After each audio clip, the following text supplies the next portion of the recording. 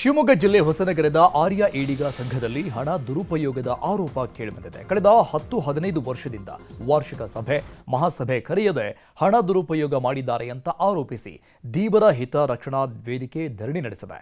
ಹೊಸನಗರ ಮಾಜಿ ಶಾಸಕ 95 ವರ್ಷದ ಬಿ ಸ್ವಾಮಿರಾವ್ ಕೂಡ ಭಾಗಿಯಾಗಿದ್ದರು.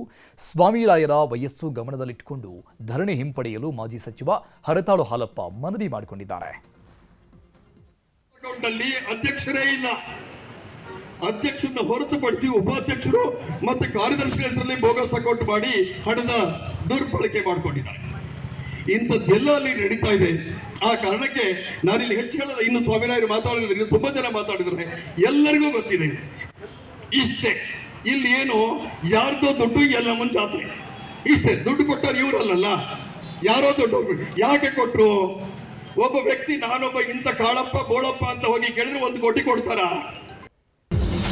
ಶಿವಮೊಗ್ಗ ಜಿಲ್ಲೆ ಹೊಸನಗರದ ಆರ್ಯ ಈಡಿಗ ಸಂಘದಲ್ಲಿ ಹಣ ದುರುಪಯೋಗದ ಆರೋಪ ಕೇಳಿಬಂದಿದೆ. ಕಳೆದ 10-15 ವರ್ಷದಿಂದ ವಾರ್ಷಿಕ ಸಭೆ, ಮಹಾಸಭೆ ಕರೆಯದೆ ಹಣ ದುರುಪಯೋಗ ಮಾಡಿದ್ದಾರೆ ಅಂತ ಆರೋಪಿಸಿ ದೀವರ ಹಿತ ರಕ್ಷಣಾ ವೇದಿಕೆ ಧರಣಿ ನಡೆಸಿದೆ.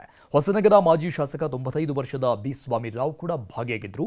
ಸ್ವಾಮಿರಾಯರ ವಯಸ್ಸು ಗಮನದಲ್ಲಿಟ್ಟುಕೊಂಡು ಧರಣಿ ಹಿಂಪಡೆಯಲು ಮಾಜಿ ಸಚಿವ ಹರತಾಳು ಹಾಲಪ್ಪ ಮನವಿ ಮಾಡಿಕೊಂಡಿದ್ದಾರೆ. ಅಧ್ಯಕ್ಷರೇ ಇಲ್ಲ, ಅಧ್ಯಕ್ಷರನ್ನ ಹೊರತುಪಡಿಸಿ ಉಪಾಧ್ಯಕ್ಷರು ಮತ್ತು ಕಾರ್ಯದರ್ಶಿಗಳ ಹೆಸರಲ್ಲಿ ಬೋಗಸ್ ಅಕೌಂಟ್ ಮಾಡಿ ಹಣದ ದುರ್ಬಳಕೆ ಮಾಡಿಕೊಂಡಿದ್ದಾರೆ.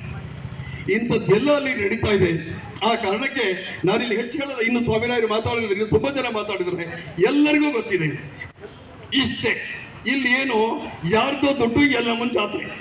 ಇಷ್ಟೇ, ದುಡ್ಡು ಕೊಟ್ಟವ್ರು ಇವರಲ್ಲ, ಯಾರೋ ದುಡ್ಡು. ಯಾಕೆ ಕೊಟ್ರು? ಒಬ್ಬ ವ್ಯಕ್ತಿ ನಾನೊಬ್ಬ ಇಂಥ ಕಾಳಪ್ಪ ಬೋಳಪ್ಪ ಅಂತ ಹೋಗಿ ಕೇಳಿದ್ರೆ 1 ಕೋಟಿ ಕೊಡ್ತಾರ?